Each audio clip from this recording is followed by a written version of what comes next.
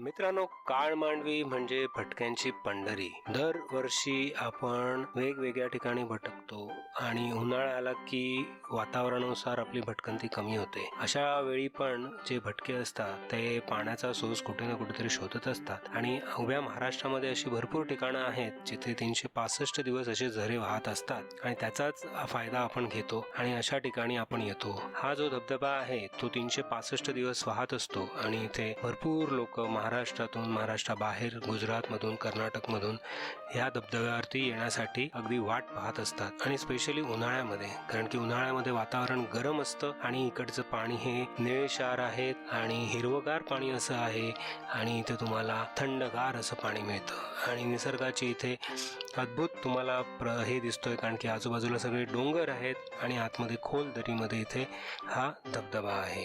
चला तर मग ह्या धबधब्याला भेट देऊया.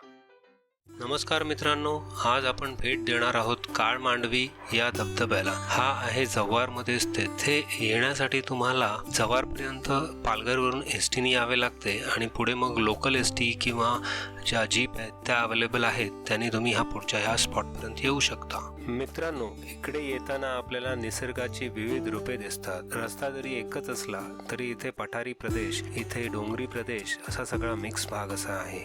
हा पालघर तालुका असाच आहे जिथे सागरी, डोंगरी आणि पठारी असे तिन्ही भाग इथे तुम्हाला दिसतात. पण इकडचं निसर्ग सौंदर्य उन्हाळा जरी असला तरी कुठे कमी नाही आहे. ह्याच गोष्टीची तुम्हाला आठवण करून देतो. आणि तुम्ही आता आपण ह्या रस्त्याने जात आहोत, तिथेही लाल माती आहे, डोंगर आहेत, काही झाडं आहेत, पण निसर्गाचे रूप खुलून येते. फक्त एवढंच आहे, उन्हाळा इथे फार कडक आहे. सकाळी 7 वाजता पण इथे कडक ऊन पडते. त्यामुळे येताना प्रिकॉशन्स घ्या आणि पाण्याचा भरपूर साठा बरोबर घेऊन या. किंवा इथे आपले जे बांधव आहेत, आदिवासी बांधव इथे छोटा मोठा धंदा करतात, त्यांच्याकडूनही तुम्ही पाणी, जेवण, लाईफ जॅकेट अशा सगळ्या गोष्टी इथे तुम्ही उपलब्ध करून घेऊ शकता.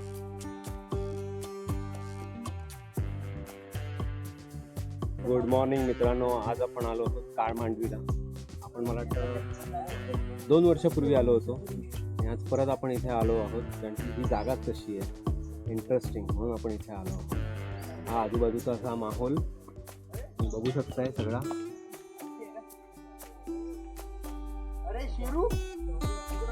आणि इथून स्टेप्स आहेत, स्टेप्समधून खाली जायचं आहे. मग थोडा जरा डिफिकल्ट पार्ट आहे आणि नंतर मग डायरेक्ट व्हॅली आहे, तिथे तुम्हाला हे सगळं दिसतंय. चला तर मग आपण खाली जाऊया. Will start our journey.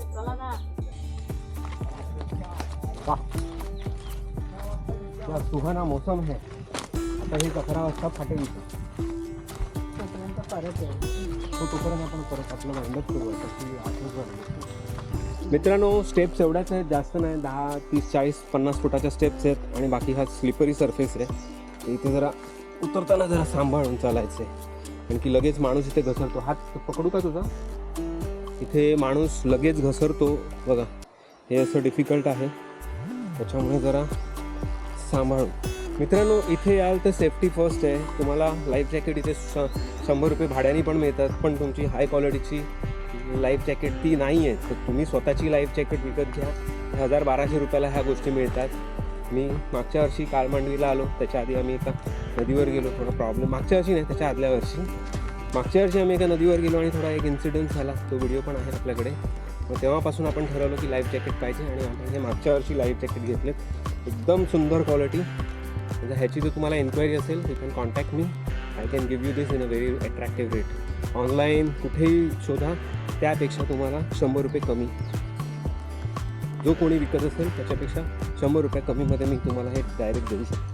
All over India delivery. मित्रांनो, इथे येताना भरपूर लोक चांगले चांगले रील्स आहेत ते बघून येतात, पण खाली उतरताना त्यांची दैना उडते, कारण की हा जो उतरण्याचा जो भाग आहे तो जरा कठीणच असा आहे. त्यामुळे ज्यांना सवय नसते, जे भटके नसतात, जे सह्याद्रीमध्ये भटकत नाही, त्यांच्यासाठी अगदी दिव्य आहे ही गोष्ट खाली उतरणं म्हणजे किंवा वर चढणं म्हणजे. त्यामुळेच मी हा तुम्हाला दाखवत आहे. हा खाली कसं उतरायचं, किती कठीण आहे, म्हणजे आपण हे उतरू शकतो की नाही. आणखी माझेही रील्स बघून सगळेजण मला विचारतात, अरे कसं जायचं, काय जायचं. पण मी त्यांना सांगतो की तुम्ही जोपर्यंत संपूर्ण व्हिडिओ बघत नाही तोपर्यंत तुम्ही इथे जाऊ नका. कारण की खाचखळगे सगळेच यूट्यूबर, सगळेच सोशल मीडियावरती जे काम करणारे आहेत ते दाखवत नाहीत. पण मी हे जरूर दाखवतो, जेणेकरून तुम्ही शहाणे होऊन आपल्याला झेपणार आहे की नाही हे बघून मगच इथे तुम्ही जाऊ शकता. तर हे तुम्ही बघा आणि मग ठरवा तुम्हाला उतरता येईल की चढता येईल, आणि त्याच्यानंतरच तुम्ही हे करू शकता. मित्रांनो, इथे येण्यासाठी काळमांडवी धबधबा पर्यटन समिती ही एक समिती इथे जी काम करते, ही नॉमिनल फीस तुमच्याकडून घेते. 10 रुपये प्रवेश फी आणि 10 रुपये स्वच्छता फी अशी घेते. कार पार्किंग असेल तर 50 रुपये, टू व्हीलर असेल तर 20 रुपये, आणि जर बस असेल किंवा इतर वाहनं असतील तर 80 रुपये. ह्या छोट्याशा अमाऊंटमध्येही ह्यांनी सुंदर प्रकारे इथे मॅनेजमेंट दाखवलं आहे. कमीत कमी माझ्या मते तरी 50 जण ह्यांची इथे उभी असतात रस्त्यामध्ये. हा तुम्ही जर रस्ता मगाशी बघितला आहे तो एकेरी रस्ता आहे, तिथे एक गाडी पण जाणं मुश्किलच आहे. अशा ठिकाणी हे प्रत्येक टर्नवरती हा एक माणूस उभा असतो. तुम्ही गाडी घेऊन जाऊ शकता की नाही त्याचा तुम्हाला गायडन्स देतो. त्याच्यानंतर खाली धबधब्यामध्ये इथे कमीत कमी 20 ते 25 लोक उभी असतात. एक्सपर्ट आहेत, डाईव्ह करता येतं त्यांना. आता आम्ही इथे होतो तेव्हा एकाचा आयफोन खाली पडला, त्यामुळे त्यांनी सगळं हे थांबवलं होतं, स्विमिंग सगळ्यांच्या डाईव्ह, आणि त्यांनी तो आयफोन रिकवर करण्याचा प्रयत्न केला, पण तो फार खोलात गेला होता म्हणून मिळाला नाही. पण अशाही सर्व्हिसेस इथे दिल्या जातात. आणि कोणी उडी मारावी, कोणी उडी नाही मारावी, किती हाईटवरतून मारावी, आणि प्रत्येक माणसाकडे, प्रत्येक लहान मुलाकडे त्यांचं लक्ष असतं, जेणेकरून अपघात होऊ नये. ही इकडे जी काही सिस्टीम चालवली जाते ही एक कोऑपरेटिव्ह सिस्टीम आहे. गव्हर्नमेंटने त्यांना अपॉइंट केलेलं आहे, ग्रामपंचायतने अपॉइंट केलेलं आहे, आणि ते इथे चालवतात. इथे पोलीसचा कुठेही आम्हाला आवाज दिसला नाही. फक्त हे ह्यांचे जे इन्स्ट्रक्शन्स आहेत ते तुम्ही फॉलो करा. ते तुम्हाला सगळ्या प्रकारे तुम्हाला गाईड करतात, हेल्प करतात. त्यांच्याकडे दोऱ्या आहेत, त्यांच्याकडे म्हणजे मोठे मोठे हे बांबू आहेत, त्यांच्याकडे डाईव्ह करण्यासाठी ते इक्विप्ड आहेत ती लोक. तर अशा सगळ्या गोष्टी आहेत. तर माझं एवढंच एक रिक्वेस्ट राहील तुम्हाला की हे आपल्याच फायद्यासाठी आहे, तर ते जे काही नियम त्यांनी बनवले आहेत ते फॉलो करा आणि आपल्या ह्या ट्रिपचा भरपूर आनंद लुटा.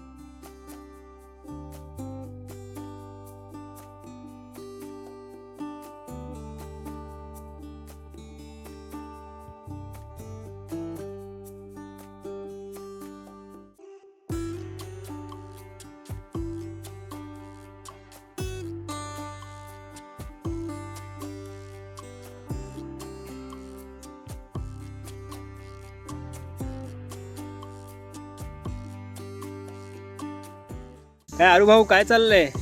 आम्ही जेवण तयार करतोय कुठे आहात तुम्ही? जंगलात. हा मॅडम, कसं वाटतंय? वनभोजनाची तयारी चालू. जांभळाच्या झाडाखाली बसून अख्खं सगळं रखरखीत आहे इथे. पण आम्हाला एक जागा मिळाली. तर कुठेच जागा नाही, फक्त एकच झाड आहे इथे असं. आणि तिथे एक झाड आहे, ते एंगेज झालं ऑलरेडी, मोठं झाड आहे. तर आता आम्ही इथे बसलोय.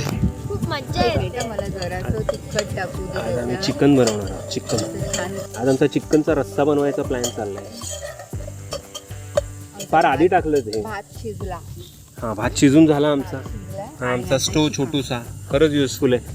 500 रुपयाचं हे मशीन मिळतं आणि 100-200 रुपयामध्ये, ॲक्च्युली 200 रुपयात मला तरी हे बाटले मिळाले, ते मी हे वापरतोय. तेलाचं आहे. शेवटचं वनभोजन कधी केलं होतं पप्पा, आठवतंय नाही का? आठवत. 2 वर्ष आधी. बरेच टाईम झालेला आहे. चिकन बिकन आपण हल्ली, तू नसतेस ना म्हणून आम्ही जास्त हल्ली हे करत नाही ह्या गोष्टी. तू असलीस की आम्हाला सगळं जमतं. चला मित्रांनो, असं झणझणीत चिकन आमचं तयार झालेलं आहे आता. जास्त रॉकेट सायन्स नाही, थोडेसे मसाले, कांदा आणि त्याची ग्रेव्ही झालेली आहे तयार. एकदम परफेक्ट झालेलं आहे. काय भूक लागली की नाही? काय भूक लागली की नाही? लागली, एवढी मेहनत केली. भूक लागली ना. आज आम्ही भरपूर जम्प बिम्प मारले ना पाण्यामध्ये, म्हणून भूक लागलेली आहे आम्हाला आता. चला मित्रांनो, हे असं इथे जंगलामध्ये वरती आहे जांभळाचं झाड. जांभळं नाहीत पण त्याला. आणि आम्ही इथे असं चिकन खातोय, राईस चिकन. अरे बापरे, कलेजी खात आहेत ब्रेड बरोबर. दिदी तर डायरेक्ट चिकन खाते आहे. Enjoy enjoy guys. Thank you. Madam enjoy. चला टाटा बाय बाय. आता आम्ही आमचं जेवण जेवतो. चलो.